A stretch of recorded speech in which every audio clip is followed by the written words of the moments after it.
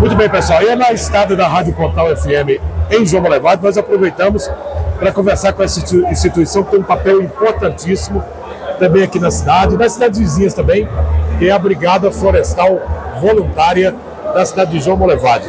O Saulo Amaral conversou conosco, está aqui com toda a equipe, com parte da equipe que trabalha. Eu queria que você explicasse para a gente um pouco sobre o trabalho no dia a dia da Brigada. Saulo, fica à vontade. Bom, a Brigada Florestal Voluntária de João Molevade está aqui, né, para contribuir com a sociedade na questão dos incêndios florestais, na captura de animais peçonhentos. Nós estamos aí disponíveis para a comunidade, né? Nós temos aí o 0800, o 0800 000, né, 3407, que a população pode ligar gratuitamente numa situação de incêndio florestal.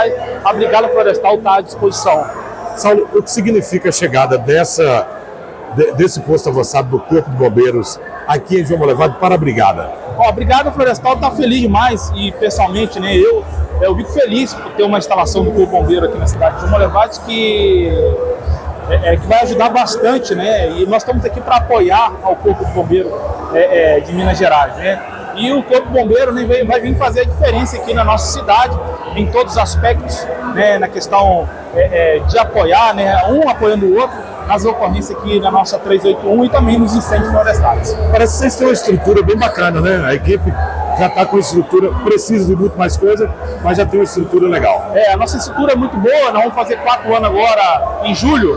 A gente tem, né, viatura, né, tem uma base, nós temos, né, todo o dormitório, nós temos ali todos os departamentos já implantados dentro da Brigada Florestal e a gente fica ali atrás do fórum, né, ali na área da MEP, que é a Associação dos Municípios do MEC Piracicaba.